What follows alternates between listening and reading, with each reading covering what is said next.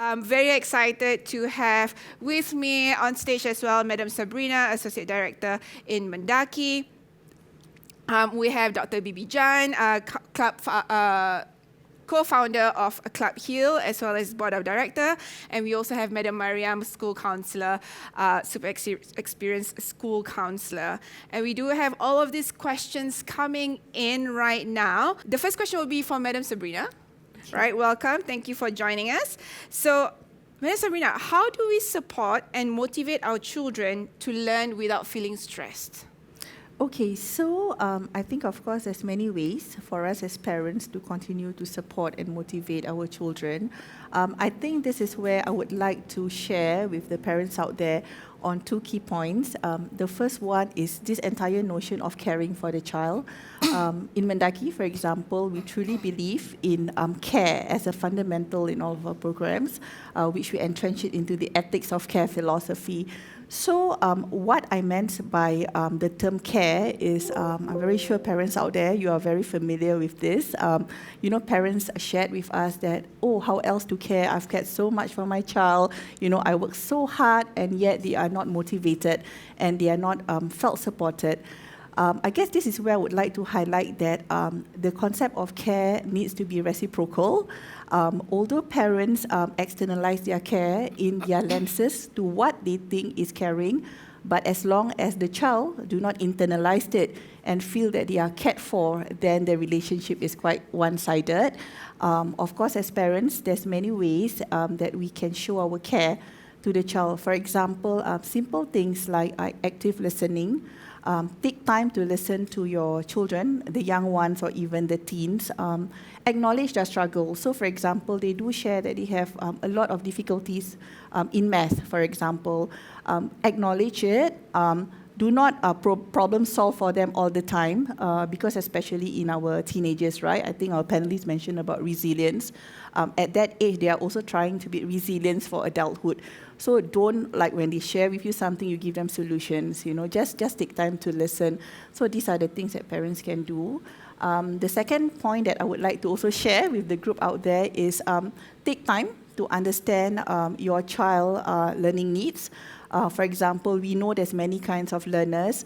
There's visual learners, there's auditory learners, So if, let's say, for example, you know that your child are very much of verbal auditory learners, encourage him or her to talk. That's how he or she felt motivated. You think it may be just ranting, but it's not. It's actually learning that takes place. They learn like that. So I think when they find that their learning is enriched, then that's how they feel more motivated and more supported by their parents and family system. Yeah. Yeah, and I guess, the first point that you said about reciprocity, right? The fact that the child themselves need to feel cared for versus, the parents just caring in their own way, shape, and form. So I guess that's where what Dr. Bibi said earlier about the communication, the importance of truly understanding, truly listening with empathy, and being able to truly reach out and be touched by the child as well. And that's really important. And the point that you raised about problem solving, I think as adults, even myself, as a teacher or even as an adult, it's so easy to just be like, this is how you do it, right? Immediately giving the solution versus giving them the appropriate support and resources to find the solutions themselves. And I think that's something that even, that resonated truly with me. So thank you for answering that question. So Dr. Bibi, this question is next for you. I think you mentioned a lot about, how parents themselves need to be able to support their mental well-being in order to support their children's mental well-being. So the question is, how can parents help ourselves first with our mental wellness issues? I think I did mention about the importance of A's. So parents keep themselves active, When I say active, not just physically active, but also learning, because a lot of things now we have to keep on learning. If we are not learning, we are not continually learning, we will be just left behind. Now with the social media, with the explosion of knowledge, we just have to keep on learning. And it takes the whole village, as we are aware, it takes the whole entire village to develop a child.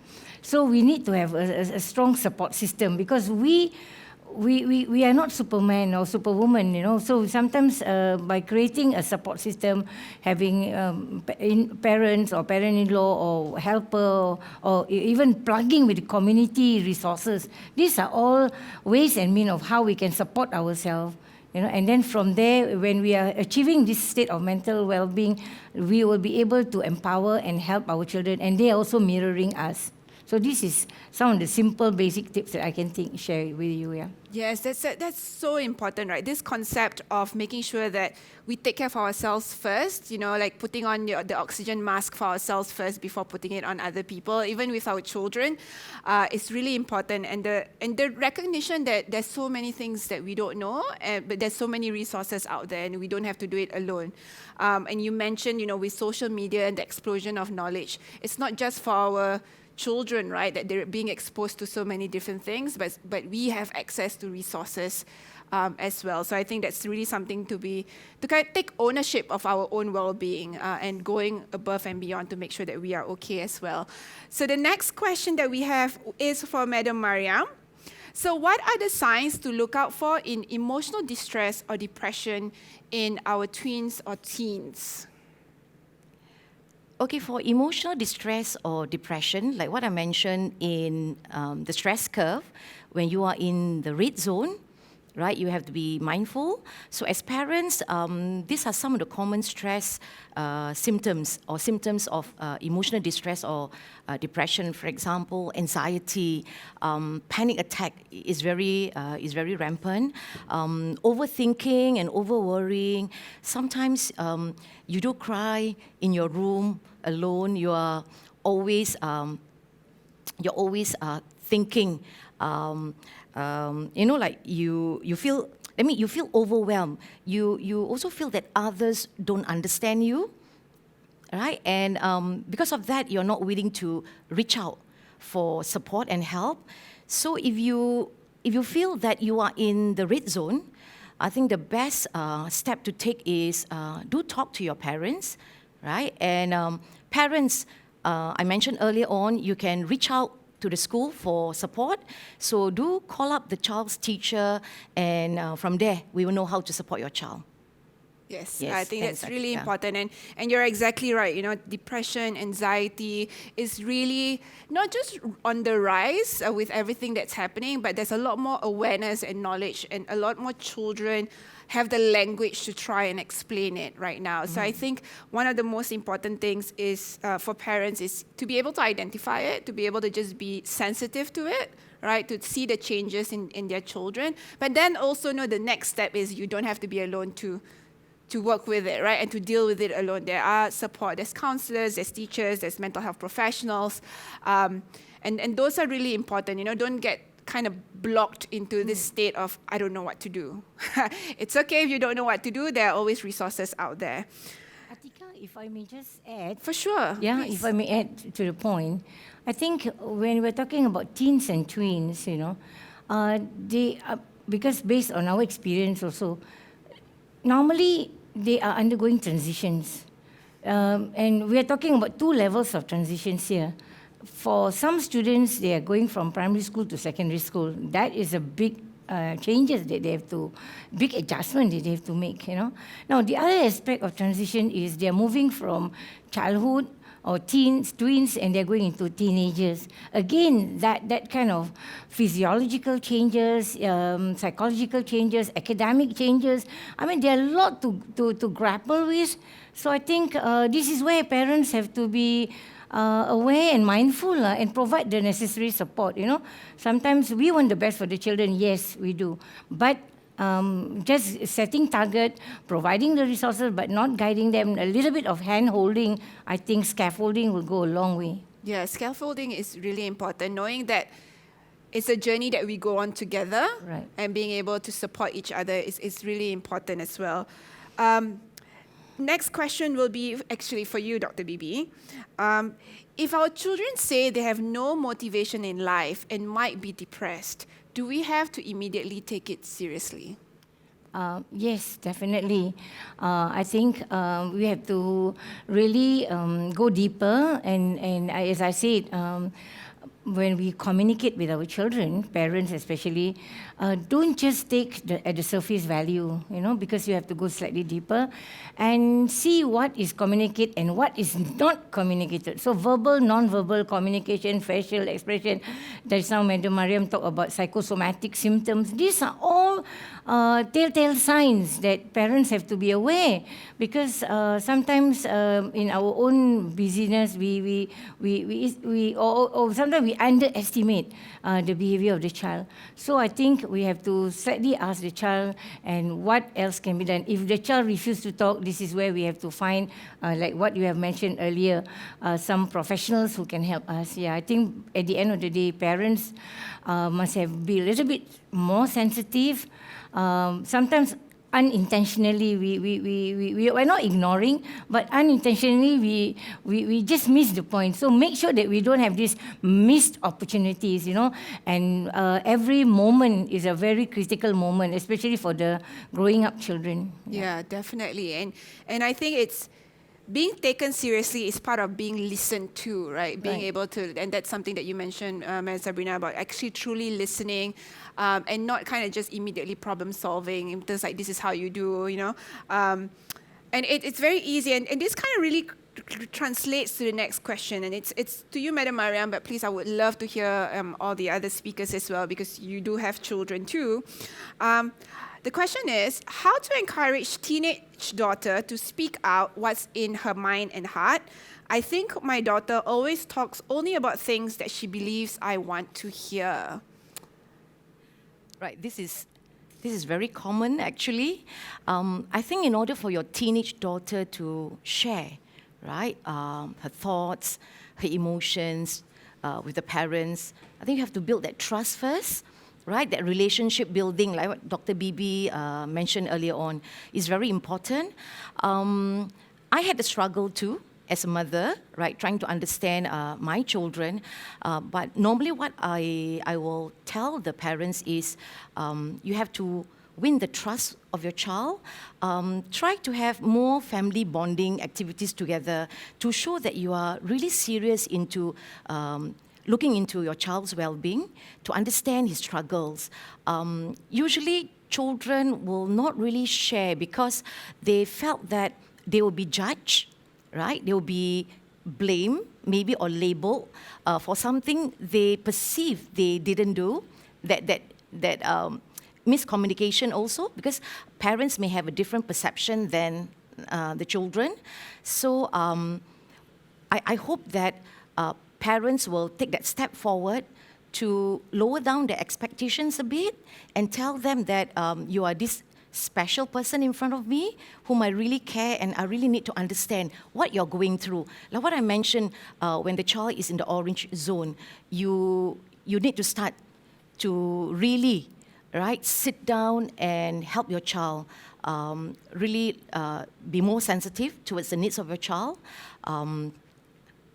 I think what I'm trying to communicate to parents is build that trusting relationship. Yeah, have that trust first, and hopefully, gradually, your child will open up to you. It won't happen instantly. It takes time. And children, when they come to me as a school counselor, they're more than willing to share with me their grievances and their struggles. They felt that I'm very neutral, right? I don't judge. I don't make assumptions. So I hope parents will do the same thing, right? Listen to your child, don't make assumptions, understand the situation better before you actually render support. Yeah, that whole notion of building trust can be such an abstract concept, right? So I'm actually would love to hear from Dr. Bibi or Madam Mariam. Is there a tip that you could also share in terms of how to build that trust so that your children will also open up to you? Maybe I share. Madam Mariam mentioned about doing activities together. I think this is something that you have to establish in your own home, something that you have to embed in your daily activity, eating together and having recreation together. If you can have all this system in place, if your children can talk to you something which doesn't matter, and I think that will be a good sign, because when things matter to their life, they will even share with you. I think this is very important, because sometimes when we are too busy, we say, oh, this is small thing, So it's really, to us, this is non-event, non-issue. Why are we talking about it? But if we can talk with them, something that doesn't matter to us, but it matters a lot to them, I think hopefully we'll be able to build this trust. So this is one simple tip that I can share. Maybe the other panel members can share. So maybe if I could add, I think to parents out there, in our effort to build trust, even for us adults, space and timeout moment is very important.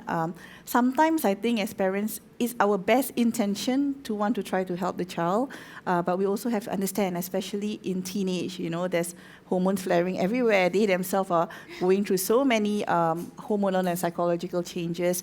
So I think, we probably need to honor that space and time out. So if you communicate with your child that, are you okay? You haven't been seeming to talk to me and things like that, do communicate with them that if they need that space and time out, do give it to them so that they can sort their own emotions and feeling. Otherwise, I guess parents will be seen as a very naggy, significant others in their life, and then they will just shut down totally and just let parents hear what they want to hear in that sense, Yeah, it feels like such an art, parenting. I don't have kids, so I'm not a parent, but one of the things that I kind of got from this was that, you have to have the structure and the routines. You build the what you say, Dr. Bibi, talk about things that don't really matter so that when things really matter, they already have that runway and that structure to be able to have that conversation. And then, you also mentioned that don't be a helicopter parent and don't be a naggy parent where, then the child doesn't even really want to talk to you. So I think it's really a dance of trying to figure out, what is the structure and the foundation that needs to be in place to build that trust, to truly listen, to do things together, activities together, to know that the support is there so that even if they do need a timeout, once they're ready, they can come back to talk to you. And I think that's really important. Not easy. It doesn't sound easy at all. So kudos to all you parents out there in terms of really journeying together with each other and your children. And so the next question is for you, Madam Sabrena, and also would love to hear the rest. It is very competitive nowadays, even at primary one. Parents are sending children for so much enrichment to ensure their kids are ahead academically. How do we cope with this if we do not have the same financial resources? Yeah, this is indeed a very good question. And again, I would like to share and emphasize here that our issue, like I said, parents have the best of intentions for their children. And our issue here is not to really upload a lot of things to that poor child, because now in schools there's also so many things. I think Madam Mariam just now shared earlier about fatigue. So that is where I think students get fatigued very quickly because they are supposed to be everywhere and doing everything. So again, I think as parents here, be it those with financially constrained or otherwise, take time to actually look into what are the needs of the child. For example, if your children is in lower primary school, sometimes what they need is just, and very much of a visual, learner, what they need is just a piece of paper, for example, and some crayons and drawings and things like that to actually emphasize their learning. And like I said, they are just not like drawing like aimlessly, but when doing that, when conversation take place among the child and the children, there's a very, very rich learning experiences that's there. So similarly for students who are more kinesthetic and things like that, do take time. Time is very important, to bond between parents and child, to just go out and spend some time doing activities and things like that. So these are the things that parents can do to foster that bond, not necessarily going into just academic components of things, because when comes together, these help to build the holistic development of a child as well. Yeah. Yeah, that's really true in terms of, I think it feels as if, now the number of workshops and tuition classes and enrichment is just skyrocketing, right? And then you can see students who just don't have time to just play. If I may add, I think there are so many factors involved here, but I just wanted to highlight 2 points. One is parental interest and parental supervision. If these two is absent at home, I think that's because parental interest and parental supervision ensure that the children are well taken care in that sense, And when we're talking about financial resources, I think by grace of God, now we have the YouTube, we have all the resources at the social internet. There are so many things we can do with recycle materials. You know, we don't need to attend extremely formal enrichment. So it's just that we have to be creative, we have to be resourceful, and I think we can do a lot of things to help our children. Most important is the value. The value must be grounded strongly in our children, in ourselves, within the family. Yeah, I love the fact that you mentioned parental interest and supervision, right? And the fact that we don't, there's so many resources out there that we can kind of really look out. And I love the way you say recycling of resources. YouTube is a great resource as well. There's so many different things that we can learn from there. And so we're going to go on to the last question, and this is for any panelist to take. Can we have, as a parent, I am very concerned about how I can support my child if he or she experienced a friend or a classmate who attempted or committed suicide. Anybody? I think if I could start, maybe perhaps before I pass to the other two panelists, I think these are real issues, so it may be traumatizing for a child to have met with a classmate who has just committed suicide. The role of the home is very important. First of all, I think do not, degrade their concern that their parents, that their classmates just committed suicide. I think talking about it is very important. Helping them to cope with this loss is very important too. There's a lot of, go to the school counselors, because this may require more than just talking. This could be part of grief management as well. And I guess as parents, be it, for a friend who has just committed suicide, or the death of a pet, or the death of somebody in the family, do acknowledge that grieving needs to take place. Spend time, allow the child or anybody in the family to go through that grief process, and again, I mentioned earlier about time out and space. These are very important in helping that child to go through these stages. Yeah. Yes, for sure. Like really, not deeming the thing that happened. Yeah, I guess as parents, sometimes what we will just say, move on, So I think this is where we have to be a little bit sensitive to the child's feelings of this loss. Yeah. Yeah. Can I just? Yes, for sure, please. Can I just add on? Madam Sabrena mentioned about the grieving process. I think as parents, we have to understand that our child needs to go through the different stages of grief and loss. And from my experience as a school counselor, right, I would advise parents if, for example, you do not know how to actually handle the situation with your child, just give a call to the school counselor, and usually we will actually support the child when the child comes back to school. We have sessions with the child to understand actually what the child is going through. Sometimes the child has many questions, unanswered questions, and the child wants to find closure actually to the whole situation. So we need to give time for the child to actually be ready to move on. So I hope parents can actually get the professionals to come in to help out. And the school is the best place to actually tap on the resources. Yeah. Yes, for sure. Any further additions, Dr. Bibi? No, both have answered perfectly. Great, thank you. And I think, I know, I really want to iterate as well, is that these are really real concerns, and these are real scenarios that we see in today's, like even when I was teacher, there were definitely incidents that has happened. And so a big part of it is to acknowledge it, to not deny it, and to give the necessary support. And once we can, we have mental health professionals and teachers and resources that we can tap. So with that, thank you so much to the three panelists that we have today. Such an insightful question. Thank you to parents for your brilliant questions. I hope those really, truly helped you. I know, like, I'm sitting here and I don't have a child myself. Now that I know that inshallah, if I do have a child, I know who I can go to and ask for help.